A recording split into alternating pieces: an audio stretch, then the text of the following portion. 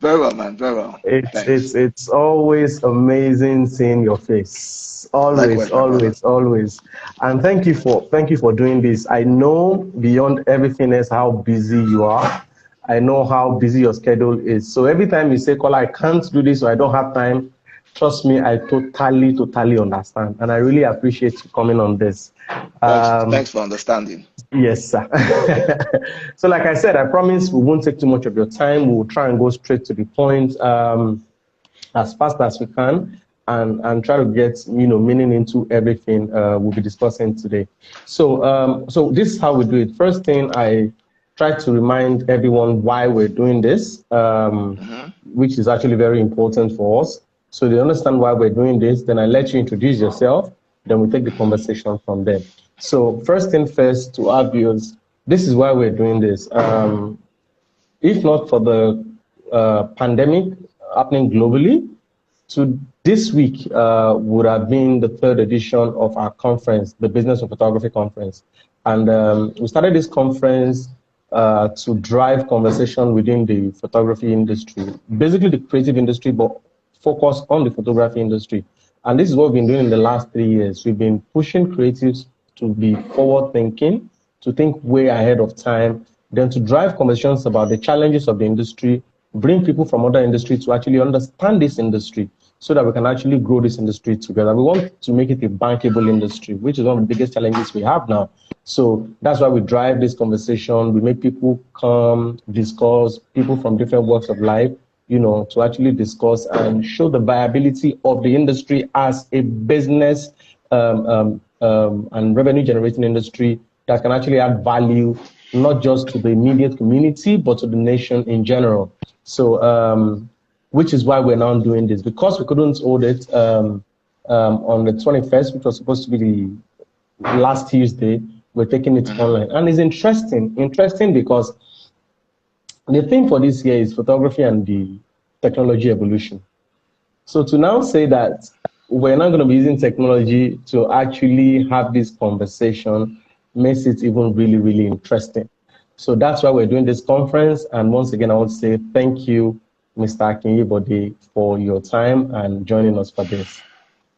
Thanks, bro. Yes, good. So Thanks. now we'll let you introduce yourself, then we'll start out on the conversation. Okay. My name is Akin Oyebode. Today, I'm the special advisor to the Governor of Ekiti State on investment, trade, and innovation. Before that, I had the honor and privilege of leading the Lagos State Employment Trust Fund, which was Governor Ambode's signature project in helping to create jobs across Lagos. And before that, I also had the privilege of leading Stanbic IBTC's SME banking business across Nigeria. Thank you very much, and thank you. And definitely, I mean, you don't have to tell anybody. Once you mention Lagos State Employment Trust Fund, even if nobody understands anything, we all see what you've done with the Lagos State Employment Trust Fund, coming in as the pioneer CEO, how you created an amazing team, what the team is doing, for Lagosians and all of that. So we want to say thank you for joining. Thank you. So quickly, I'll go into the first stage of the conversation, which is what has been bugging everybody's mind right now. Mhm. What is going to happen to the most vulnerable part of the business sector, which is the small business, the SME? What is going to happen? That's what is scaring everybody right now. The big businesses might be able to, because they've got structures that might not totally have expected something like this, but then they've got a robust structure that can actually take care of shocks like this. But for the small business, this is not something any small business would have anticipated. And unfortunately for us, I think because we're a developing economy, in recent years, we're starting to focus on the power of the SME and small businesses. So I'm not sure how much the government actually has planned and in store for SME. So the first question is this: what do you think will be the fate? I mean, it's a question nobody wants to answer because nobody can Mhm. actually predict it. But what will be the fate, or what will be the fate of SME in Nigeria in a period like this and post a period like this? So like I've said to a few people Mm, who have asked me, I don't think there's a post-COVID period per se. I think mm, we're going to have to live with the virus and manage it as best as we can. mm, Um, Slow the infection rates, potentially, ultimately get some preventive vaccination mm, um, to curb what is today a pandemic. mm, But I think that on one hand, small businesses usually have less capital, so they are less able to, to withstand what you might call seismic shifts in the economy. mm, mm, But on the flip side, small businesses are more nimble, and mm, are able to adapt to change a lot faster than the large businesses. So if you're a large mm, business, if you've invested billions of naira in a factory, you mm. can't really just say, hey, pack it up and go away. And go. You're going to have to try to figure out how to make that Mm, factory work, regardless mm, of the limitations. But mm, if you're a small business where your investment is literally, you've trained yourself, you've got two cameras, maybe not two, maybe you've got five mm, cameras, you've got your mm, lens, you mm, know, it's fairly easy to say to yourself, okay, maybe even this pandemic is prevalent in Lagos, right? It's fairly easy to say, let me get myself tested and move to another city. So mm, you're geographically mobile and nimble. mm, Um, to a large extent, I would say that small businesses being nimble can adapt, I think, a bit better. mm, The creative businesses, which is I know what you're really more interested mm, in, I mm. also think can be a lot more nimble with how they respond in these times. Okay. We're seeing that one of the big things I think for me is just data penetration, right? And ensuring that people have a lot more access to data.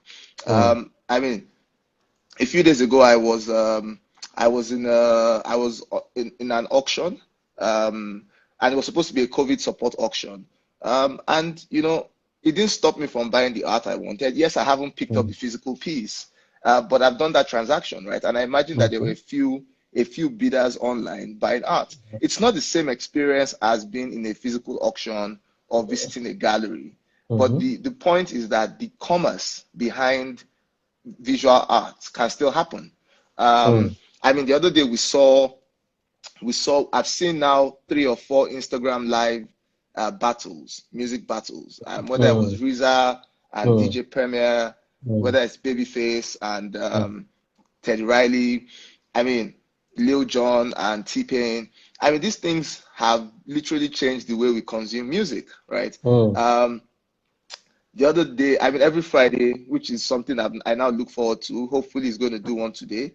Mr. mm, Solek does a live mm, yeah. live show on Instagram, right? And when he Mm. starts the show, he puts his cash app there, he puts his bank details there, and if you Mm. spray him digitally, he'll spend the next 5 minutes singing your praises, Signal right? back I you. mean, it's it, it's Interesting. it, I mean, it's different from watching him perform live, but the music is Mm, there.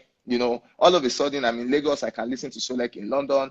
So I think mm, that, to be honest, the creative businesses have a great opportunity to use technology to innovate. Um, fantastic. how much you can use it, I mean, is debatable, but I think there's an opportunity Mm, there. The second thing I'll mm, say is that, like I said on the live I mm, was on, cash is mhm. king, right? Um, Yeah. and so for someone in photography, one of the things I advise them to do is to say, look, you know what? Maybe we think this pandemic is going to go away in August or September or Mm, whenever. Different people have mm, different predictions, right? yeah. But you could easily be saying to your clients today that, look, because I recognize there's a challenge around XYZ, Mm. I will give you a 50% discount if you book today, right? Um, Interesting. so so if you say to me, well, you want to take family portraits, etc., whatever it is, right? My normal charge out rate will be X. Because there's a Mm, pandemic, we're all worried, etc. I'll front load the thing. If you pay now, I'll do it to you for at 50, 60%, right? So what you're mm, finding is that people who have cash will take advantage mm, of those discounts, mm, and the entrepreneurs themselves will start to hold some cash reserves in hand. So, you've got mhm, to trade it off. You've got to be able to sell your intellectual property at a mm, time like mm, this. So that's how I would say that you start to think about how to position yourself for clients. mm. Because the stock you have, which is different from a physical manufacturing business, is really talent and intellectual property. Yeah. So it's not something you're storing in a factory, in a Mm, warehouse, right? It's literally your time that you're selling. And so you can easily sell that time forward, and recognize that, look, I can unlock liquidity today because those needs are not going away. I mean, if anything, during a pandemic like this, people tend to be a lot more in touch with themselves. They tend to find the essence of why they're alive. They think about all sorts of different things. There's a lot of things that you can tap into with that mindset, where people will even normally now say, hey, you only live once, I might as well do the things I always wanted to do, right now. So I think that there's an opportunity there to build an emotional connection with your clients. And there's an opportunity to unlock some liquidity from that. So I don't think it's all doom and gloom is the point, right? It's a difficult period. I don't think we came out here to discuss whether it's a difficult period or not. I think we all know it's a difficult period, right? So it's how to maximize the opportunities therein, So in this whole period of difficulty, Zoom has grown to 300 million daily active users. I mean, not like they want a pandemic to continue, but you can tell that even if, the effects of COVID-19 tail away a bit, people are going to embrace digital platforms like that. Maybe not every day, but now I have a minimum of 4 or 5 meetings on Zoom daily, right? I mean, I'd never even watched an Instagram live before COVID-19. Now this is my second I'm doing, right? So all of a sudden, you start to see that it changes human behavior, and it changes it for the long haul. So some people will suffer as it happens in any industry. And I always tell people that one of the best things you can do is, if you're in an industry that's likely to tank, is to be at peace with that decision and pivot immediately. You can't fight it, So I mean, I always use examples like, look, if you think about today, it's unlikely that we're ever going to have a physical gathering of 50 or more people for the longest time, right? Definitely. Even if the restrictions ease. So there are some things that will have to change, right? In photography, for example, there won't be big parties for you to photograph. There won't be a massive need for makeup artists. You've got to think about people who do food and beverages, right? Event planners, etc. Those businesses will struggle a bit. But you'll find that even in that time, there's an opportunity for photographers to morph into something else, to document places, to document families. So there are many opportunities, I would say. If you think about even the fashion industry, I feel will suffer a bit, right? Because with the lack of places to go, people tend to want to buy fewer, I would say, high-end clothes. So you've got to start to figure out, what kind of clothes do I start to design? I mean, the other day we saw Tiffany Amber has converted a part of her business to making protective personal equipment. Yes, and clothes for medical personnel. Correct. Today there's a possibility in the country that we are going to have a situation where you won't be able to leave your house without covering your nose and mouth. Yes. And as with everything Nigerian, we're going to move from wearing bland regular masks to becoming fashionistas with masks. And so all of this, so I mean, you see, the point is that within a downturn, you've got to find an opportunity. But ultimately the message is always the same: cash is king all the time. But even more so now. Fantastic. Thank you. Like, wow, that's why I keep saying. So guys, that's why I said I'm always excited when I speak to him. I'm looking at notes I've made in like the shortest time possible. And I like the fact that you refer to the fact that, smaller companies, smaller businesses, SMEs are able to adapt faster, Before this, we had a conversation with a creative in South Africa who actually travels and run projects in about 3 continents. And, he gave a very, depressing illustration of a company that one of their clients just bought, and they were, about, creating a couple of campaigns for them. And the company is a very, old, age-long company in France, and they just bought this, fabric making company, that does unique designs and all of that. And they bought the company, bought the staffs. But unfortunately, because of the age of this company and the prestige they put into their brand, 60%, no, almost 100% of the staffs are about over 60 years. And in the last few months, 60% of the staffs are dead from COVID. And the challenge is, what does a company like this do? They just bought this company. 60% of the staff, and knows the secrets of this brand just passed on because of COVID. So I like the fact that, you say big companies will find it more difficult, while smaller companies can actually adapt. So, I mean, I like what you said, the few advice you gave about selling time forward for creative, which I think is very brilliant.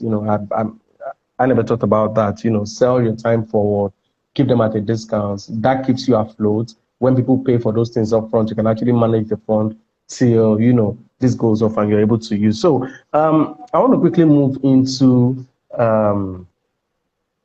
the government. Yes, everybody is saying government, government, government, government. This has been my own point of argument with everybody that is saying stuff. I don't want to say it, for someone like you is in government, but it's the almost stark reality when we have an economy that is dependent on oil and what is happening to the oil markets. So whether we like it or not, Nigeria is technically broke. I don't know how Not we say technically, it. just broke. Yeah. No need for Okay. technically. Okay, so so Nigeria is broke. So and then everybody is saying, oh, what is the government going to do? How does the government support small businesses that are like the largest, employer of labor in Nigeria currently? How does that happen? So for me, I know I was reading through a few stuff that people sent to me about, the CBN intervention, other agencies intervention, and all of that and everything. So what I want to say is, first, I know you have information, because you're always updated and all of that. You have information on some of these things. So I want to talk about, okay, what interventions are available? One, that government has created. Two is this. So I read through, and this has been one of the reasons why we started the conference, which has been my challenge. The fact that the photography industry in Nigeria is actually not recognized as an independent industry on its own.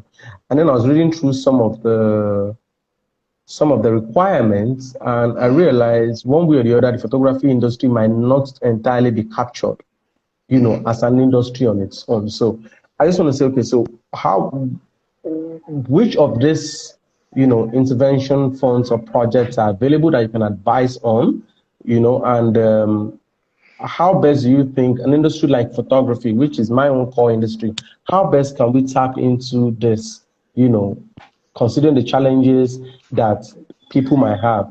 However, we see it, 95% of people in photography industry are actually small businesses.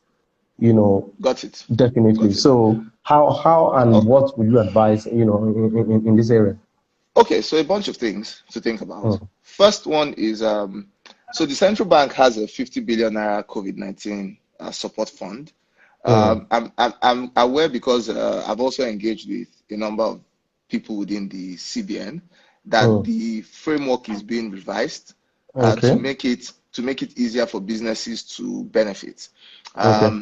I imagine that when that revision is done, it will be very clear that the creative industry can clearly benefit from that fund, because one of the recommendations we've made to them is that they just make it sector agnostic.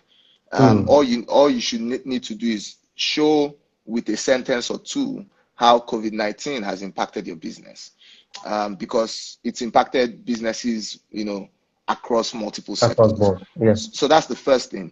The second thing is also to do away with some of the collateral requirements, and to recognize that this is an emergency loan, and so asking people to bring real estate is impractical.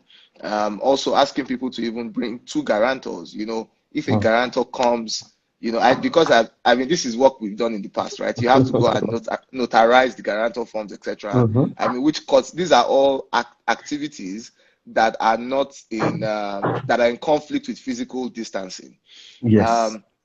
So I know that they're going to relax some of the conditions to make it easier for businesses to benefit. But like I said, there's also an opportunity for businesses to benefit from even some of the healthcare programs, right? Can you hear me? Yeah, I can hear you now. So there's a healthcare intervention. There's a healthcare intervention program that I think is about 100 billion And if you are Yeah. making protective personal equipment, even if you're a fashion business, it's within the value chain of the healthcare industry. Yeah. So you can benefit potentially from those kind of interventions. Now, the second part of the conversation is, and this is why I tell businesses that as no matter how small you are, register your business, pay your taxes, right? Be compliant, because at some point, some of these intervention programs, to qualify for them, you are going to need some level of compliance. Yes. Now, you can't comply overnight because all of a sudden those offices aren't open, right? Yeah. So it's best to have been compliant, right? Mm. Because government will want to be seen to give back firstly to those who Mm. have complied with the laws of the land, right? Yes. Even in a pandemic, it's Mm-hmm. important to note that. So I think that's the first thing, to understand that these initiatives exist and that businesses can take advantage of those initiatives. I Mm. mean, I know, for example, my old stomping ground, the Employment Trust Fund, have put a moratorium, they've put a suspension actually on repayments. Mm. Okay. And Yeah. and what the central bank is also doing is also saying, if you have a commercial loan, the banks should look at reducing the rates, but also look at providing some repayment holiday to Mm. borrowers, so that at least if you have a loan, you don't have to think.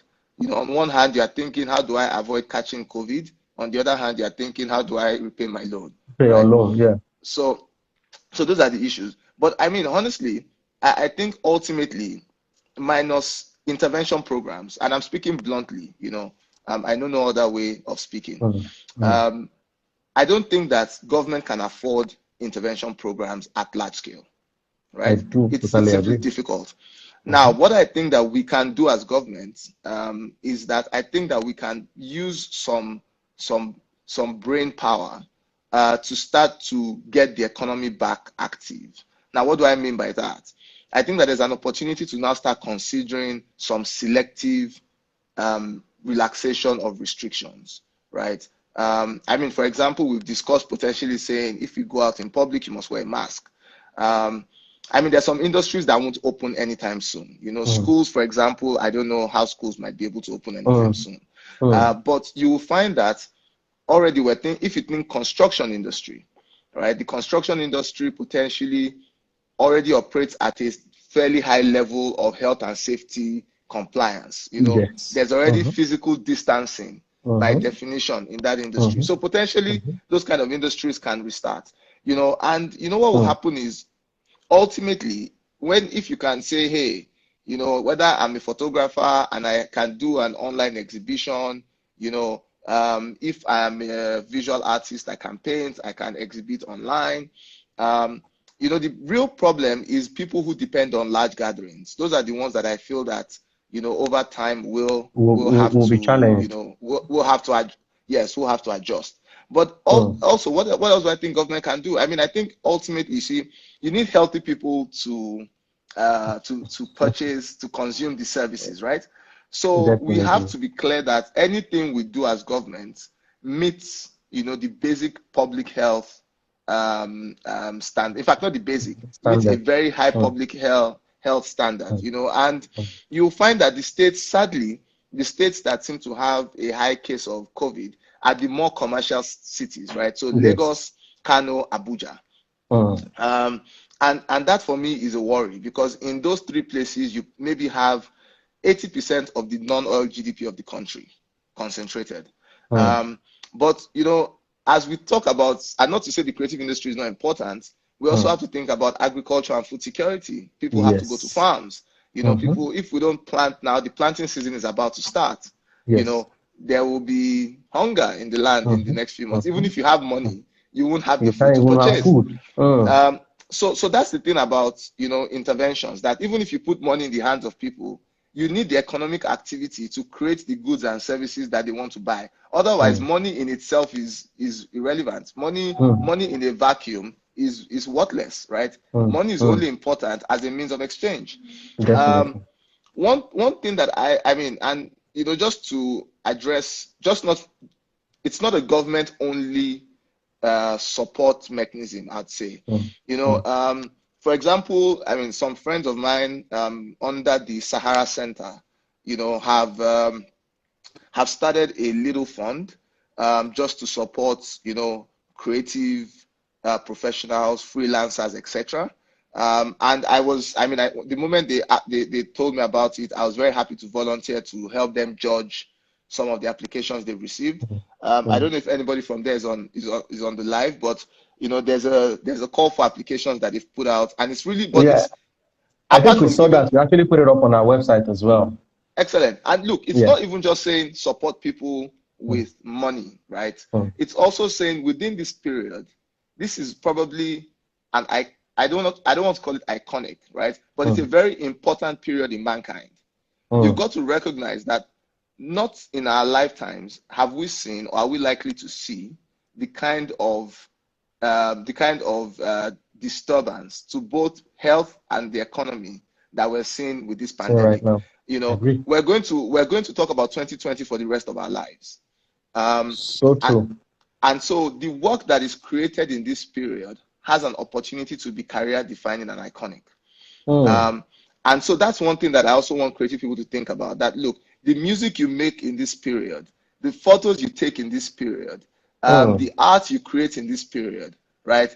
It's generation defining, right? I mean, if you see some of the things that we saw in New York Times, where you see the cities of, you see the streets of Paris, you see London, New York, I mean, across 12 or 13 different cities, and you see the complete absence of human activity. I don't think you're ever going to have the chance to shoot Bond Street or Trafalgar Square again like that.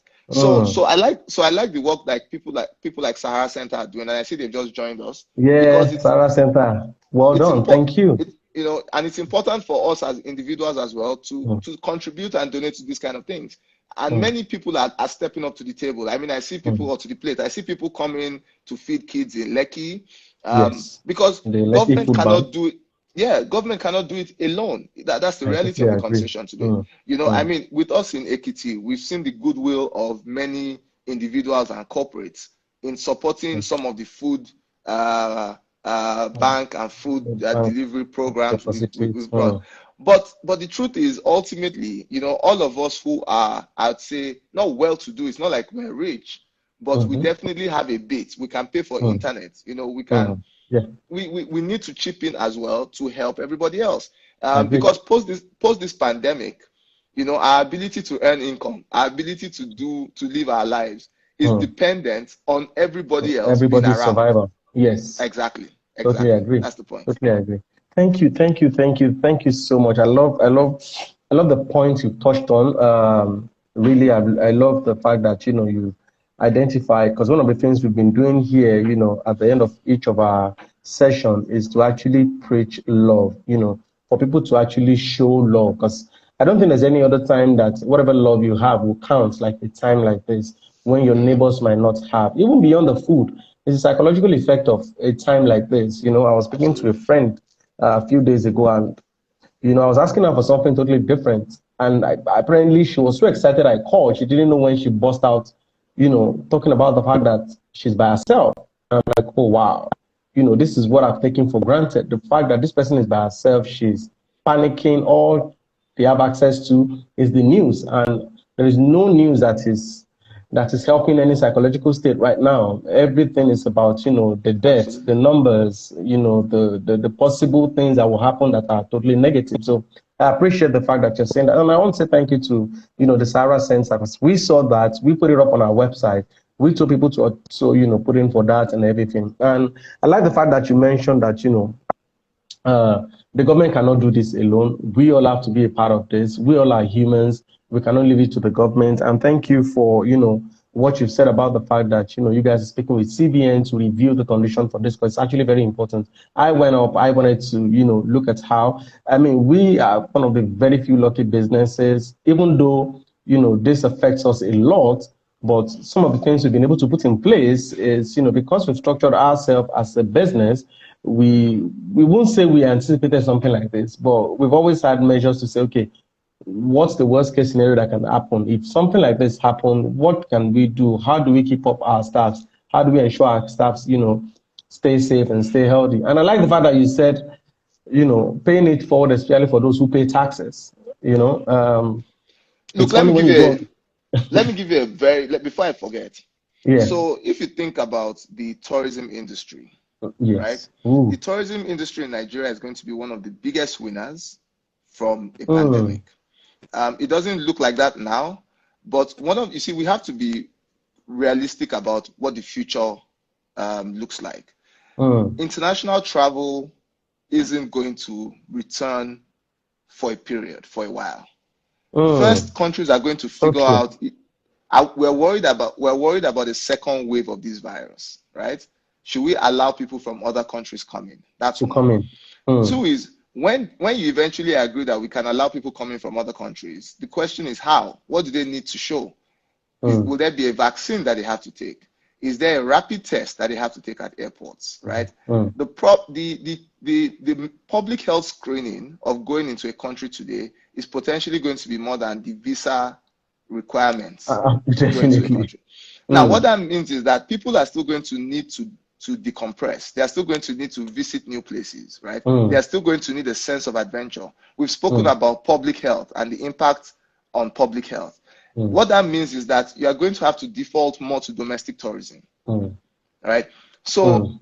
so today, the work that some of us have in government is to say, Mm. look, there's a pandemic, we understand that, Mm. but we have to create and develop our domestic Mm. tourism assets to Mm. allow people come into within their country, right? Mm. Also, the reality is that even if the public health issues reduce, one of Mm. the issues that you also have is affordability, right? You're coming out of a recession, people are unlikely to afford what is fairly expensive international travel. So all of Mm. a sudden, Erin Ijesha and Ikogosi become attractive destinations. And Mm. I mean, I say this biased because I live in Ekiti, but sometimes I feel sorry for I genuinely feel sorry for you guys in Lagos, right? Because I don't feel like I'm seriously locked down. Every morning I come out of my house, I see the I see hills, something I see different. the clear skies, Don't worry, I'm from Ekiti too. I will I travel hear the down crickets, once they lift it. you know, I heard the crickets and I said to myself, well, I mean, it's restrictive, but it's not the worst thing Mm. to happen.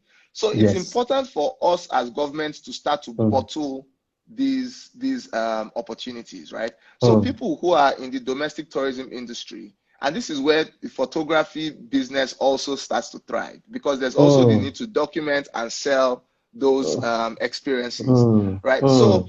So I don't think it's all doom and gloom. I think that, of Mm. course, when the restrictions start to ease a bit, the important Mm. thing is, are we going to take advantage of the opportunity? The other thing I'd like to Mm. throw in is that, you see, I mean, Africa, you could argue, has long been disadvantaged. But if we're able to control the impact of this pandemic, everyone talks about China, China, China. And the one thing I say to people is that, look, forget any articles that talk about China paying reparations for Mm. a virus, right? We didn't ask How is Congo to that pay. possible? We didn't ask Congo to pay To reparations pay for Ebola. when Ebola came out of Mm-hmm. there. The Mm-hmm. point is, but what is going to happen is that global supply chain is going to start to shift, right? All of a Agree. sudden, companies are seeing that, look, we have concentrated supply in China for some reason, right? Already, we are seeing the Japanese government is providing incentives to Japanese companies to move their supply chain from Japan, right? Mm. Now, what you find is that where is the next best destination to produce from? Assuming Mm. that all things being equal, Africa is a great opportunity for that Definitely. pivot. I totally However, agree. the work we now need to do is you need to provide some electricity, you need to provide broadband Ac- connectivity, right? You need to Access provide roads roads. and ports. Mm-hmm. Correct. So Mm. that's the work that we should be focused on. But most importantly, even if you provide all these things, the one thing that is in short supply is the quality of the people that are doing the work. You need to Mm. ensure that your educational institutions are Mm. churning out quality graduates, even at secondary school level, right? Mm. That can work in factories, Mm. people that understand that, sometimes you're going to have to work 12-hour shifts diligently. That Mm-hmm. is what this period requires. So Mm. I think that the thing for me is that, look, I think it's a Chinese proverb that says, may we live in interesting times. you know Mm. um Mm. we are living in in the most interesting of times. Person time. And I think that it's again a defining period for the continent, right? We've missed many of these defining periods. And once again, you know, we're at another crossroad. And it's very important that we in government start to think about how we take the best opportunities out of this. Because recognize one thing, Africa till now hasn't been as badly hit as the rest of the world. Yes. Right? Both from an infection rate and a mortality rate perspective. Some people will say to you, well, Nigeria is not testing enough. That's fine. South Africa is testing a lot more than we're testing, and the case load isn't that high. More importantly, the mortality load isn't that high. Now, if we continue, and that I don't know what the answer for that is. I don't know if it's in the age of our population. I don't know if it's in the strain of the virus that we have. I don't know what it is. You know, there are many theories that haven't been validated. But the important thing is that commercial capital is going to look for areas, right, that are not as badly hit by this virus. Definitely. No disrespect to the Italians. I don't think that anyone is going to go to Bergamo, right? Yes. I mean, that's the thing. No matter how great the wine is, no matter how great the cheese is, no matter how romantic it is, people are going to be like, you know, we're going to stay away for a little bit, right? Now, the point for us is somewhere on this continent, countries are going to take advantage of this opportunity. I can tell you where: Rwanda, Kenya, South Africa, right? In the West Coast, Ghana, right? So the challenge to Nigeria is, you know, are we going to sit by and watch, right? Or are we going to be an active participant in this conversation, right? That for me is the real conversation, right? Because when that starts to happen, everybody benefits. You benefit, artists benefit, you know, the industry benefits, fashion designers benefit, etc. You know, so for me, I think it's not all doom and gloom. You know, it's in my opinion, you know, the storm before the rainbow. The rainbow. Thank you so much. Yes, thank you for those that joined. I see Dayo, I see Bidemi, Zakaria, and Bidemi talked about the fact that, you know, countries are even taking that measure already. Countries like Dubai, who actually take, you know, tourism very serious, are actually putting in a lot more testing at the airport when you need to come in, their bus stations and all of that. But you know what though, Kola, you know, to be the missed point, right? You know, the funny thing is, I was saying to someone that, look, people don't really care about the fear of missing out anymore, right? And that fear is being replaced by a fear of going out, right?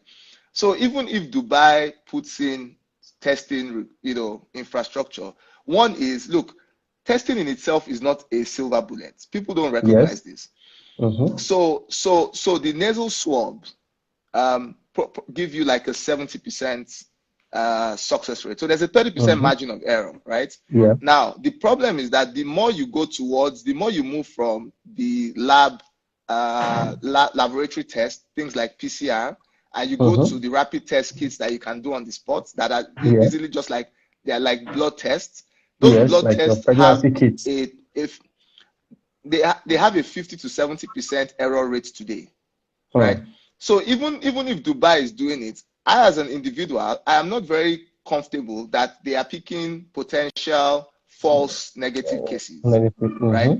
So I'm going to ask myself, is it worth going to Dubai? Even if they're testing everybody, is it worth going there, right? And should I just sit back in Nigeria and go to Yankari, right? But to do that, I must be confident that the Bauchi state government has done enough to secure me and has done enough to stem the pandemic in the states.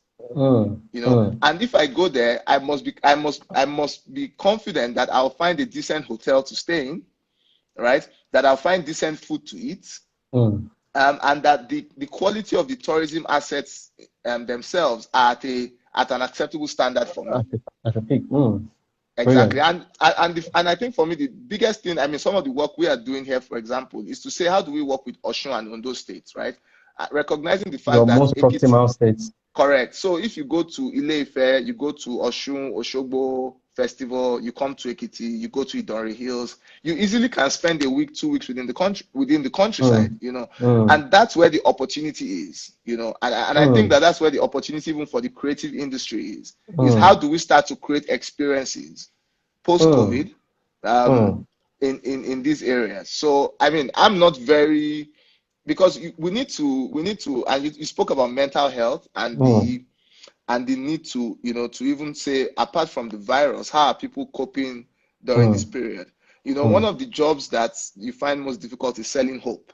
But it's important for people to think and to see a path towards recovery.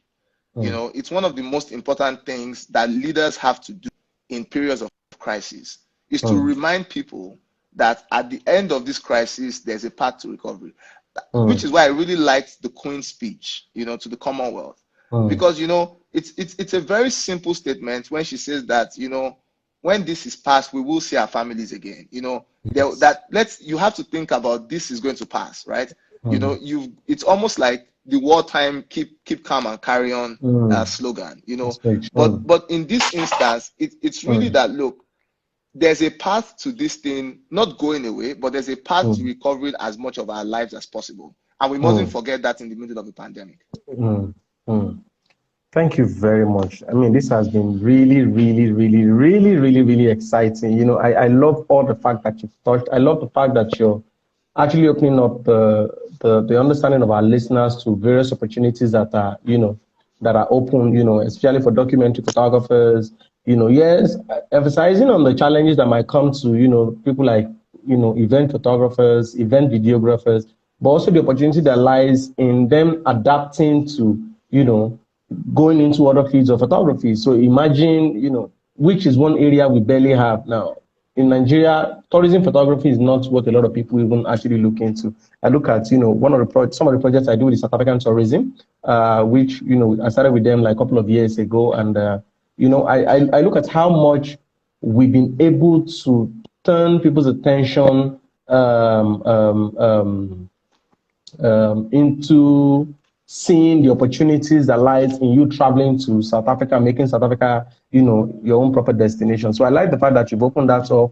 I like the fact that, you've created, you've talked about opportunities that lies, within the space for even the tourism industry, the hotels, and all of that. And even government taking advantage of this, states starting to think about collaboration in ensuring that people find interest in neighboring states, not just their states, but looking at, opportunities that lies in going, cross states, to actually take advantage of the opportunities within that. So I really, really appreciate, all these things you've touched on. So because of our time, and I promise you, we're not going to take so much of your time, but, listening to you alone has been amazing and fantastic and, really mind-opening for us. So we'll let our audience send in questions if they have questions, and then we'll take it from there before we ask you like the final question and tell you to give like a closing remark. So someone said something, what plans do you guys have for education in Ekiti? I don't think this is a forum for that, but even aside that, I think okay. Our answer, there's no. I think in terms of education, not just Ekiti, I think it's something that we have to expand across the country. So first up, we are trying to digitize as much of our content as possible. Again, an opportunity for the creative industry, right? Yes. So people who can illustrate, etc., who are animators can help in digitizing early stage content. Fantastic. But before I even talk about education, the first plan is to get broadband coverage across the states, and we plan to do that by June of next year. We have a roadmap. Wow. And the sign that we're serious is that we're going to be the first state to charge the National Economic Council approved rates to lay fiber for broadband. So we're charging now 145 naira per meter, compared to what is 4,000, 6,000 naira per meter in many states. Now, why is that? Why is that important? It tells you that 6,000 per meter. So if you want to lay fiber for a kilometer, that's 6 million naira. Now, if you're laying fiber for 1,000 kilometers, do the math, right? So that's 6 billion naira, right? So that's the cost of laying fiber just to pay the state governments. So we've taken away that to ensure that we get fiber across the states. And what that does is it then at least means that as a child in Ikole or in the northern part of Ekiti, you get access to educational content. So that's the first thing. But of course, a lot of the other things we're doing is just improving the infrastructure in schools. We're doing a renovation of all public schools at the moment. We pay teachers an additional allowance to teach in rural areas, because at the end of the day, all these industries that we're talking about can only benefit where people are educated. Yes. Right? So it So takes an true. educated person to use Instagram to some degree, right? I mean, Yes. it's intuitive, but you still need some basic education. Yes. So I think that for me, those are the conversations that we have around education. But if you even expand the discussion, right, it's also signaling that the path to success is not necessarily formal employment, right? Agree. And that's why when we celebrate our icons in Ekiti, for example, I mean, we tend to celebrate people like Odun Adekola Odunlade, for example, who's a notable actor, right? Actor. So we want to show people that, look, it's not only professors that we celebrate. We celebrate our actors. We celebrate Fowles, the bad guy, our musicians. We'll celebrate Seyi Olofijano, our footballer, to help people recognize that you can build a career from many different areas. You don't need to wear a suit and tie, to build the right type of careers. But I mean, sorry, it's not I wish I could speak more, but Kola will say I'm hijacking his platform to sell Ekiti State. No, but it's okay to sell Ekiti State because so beyond the fact that my parents are from Ekiti, the very lovely thing is I have been following, what you've been doing, what the governor has been doing and all of that. And I think it's impressive, the fact that even for all you do, you churn out information and let people get access to information as to what you're doing. I love the fact that, you mentioned that you've taken down the rates when, following the national recommendation for laying fiber optics to actually get internet across the state, what you're doing for the education. And I love the fact that you said you're paying teachers to teach in the rural areas, because the rural areas don't even have access to communication and all of that. So you're getting just say, you know what, yes, even if we say we want to go online, teach students from home. I mean, in my village in Ayegunle, how do we deal with that? I was there recently and I know what the infrastructures are. So even if you're talking about, any sort of online education, how would they actually benefit from something like that? So, which is not possible. I really, really appreciate that. And I want to say, well done to what you guys are doing and all of that. So I'll take one more question from somebody here. Okay, so people, please, let's ask creative questions now. Don't be, not because it's here. We are talking about the creative industry here. So someone said, is there an energy master plan for Ekiti? What are the conversations surrounding energy? I think there's something like that. No, easy stuff. Yeah. So we are at the moment, we're actually putting together an updated energy master plan. The master plan should be ready in another 4 weeks. We're working with GIZ and the African Development Bank to put that together, and it's very specific about clean energy, because we're very concerned about the environment. I mean, one of the things I always say, there's a quote I saw yesterday that says that you have to take care of the environment, because it wasn't a gift handed over to you by your parents. It was a loan given to you. It was a loan given to you by your children, and I find that a very inspirational and apt way of thinking about how we deal with the environment. So and even if we situate that around COVID-19, it goes into things like, how do people cook? Because some of the issues that cause a high prevalence of death or respiratory disorder from COVID is actually things like smoking and things like cooking with dirty fuel, which is something that happens in many of our communities. So moving people from firewood and kerosene stoves to gas cookers and cylinders. So moving people to natural gas is clearly the way to go. And we're doing that even with our energy mix. So if you're putting an IPP in Ekiti, for example, it will be low on diesel, it will be high on natural gas, So that's how we're thinking about the energy mix, to ensure that, because as part of the tourism plan, you need clean air. That's the reason why you guys will run from Lagos to Ekiti, because the air is cleaner, the air is fresher. So you have to think about that in your energy mix. How do you put in renewables? How does solar work? Yeah. So I hope I've answered that question.